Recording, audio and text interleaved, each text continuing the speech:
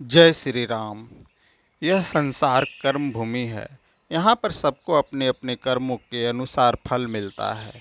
रावण को भी उसके अपने बुरे कर्मों का फल मिला। प्रभु श्री राम द्वारा उनके हत्या हुई। इसके पश्चात प्रभु श्री राम को भी अपने कर्मों का फल जो है भोगना पड़ा। प्रभु श्री राम ने महसूस किया कि रावण की हत्या का उन्हें ब्रह्म हत्या के रूप में भुगतना पड़ेगा। रावण चूँकि ब्राह्मण कुल का था, अतः हिंदू धर्म के अनुसार किसी भी ब्राह्मण की हत्या कर देना ब्रह्म हत्या कहलाता है। और प्रभु श्री राम ने भी अपने आप को ब्रह्म हत्या का दोषी माना। इसके लिए वो एक हत्याहरण सरोवर में जाकर डुबकी लगाए। यह सरोवर वर्तमान में लखनऊ से, उत्तर प्रदेश लखनऊ से 150 किलोमीटर की दूरी पर हरदोई नामक स्थान पर नेमिशरण में स्थित है।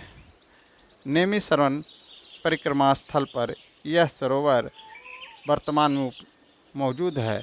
यहाँ पर लोग किसी प्रकार का पाप हो वह यहाँ पर स्नान कर मुक्ति प्राप्त करते हैं। यहीं पर प्रभु श्री राम ने डुबकी लगाई थी। इस सरोवर की कथा है कि एक बार माता पार्वती और भोलेनाथ विचरण कर रहे थे। वो नेमिशरण आ पहुँचे।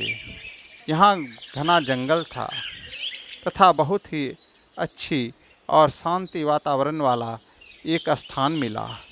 वहाँ पर भोलेनाथ तपस्या में लीन हो गए।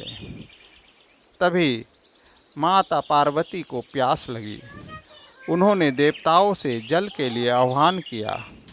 देवताओं द्वारा जल उपलब्ध कराए जाने की विनती को सुनकर देवताओं में सूर्य देव ने एक कमंडल से वहाँ पर माता पार्वती को जल दिया। जल को पीने के पश्चात माता पार्वती ने जल को वहीं उड़ेल दिया।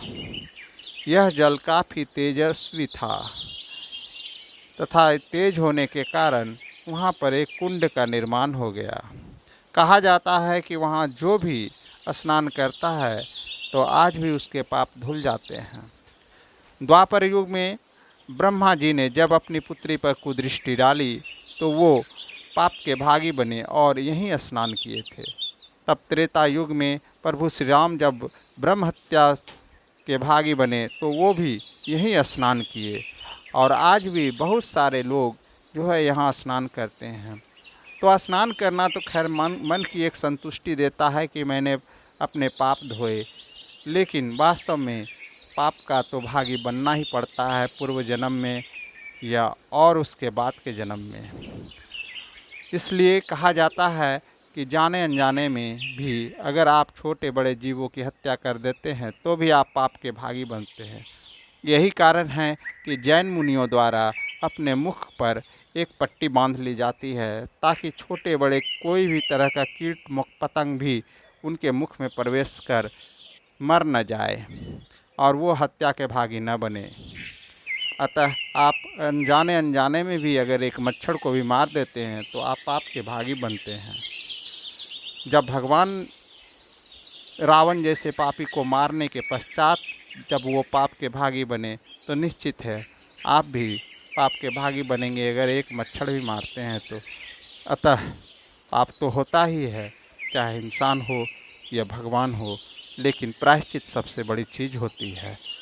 अगर आप प्रायश्चित करते हैं तो प्रायश्चित एक सरोवर है जहां आपके पाप धुल जाते हैं।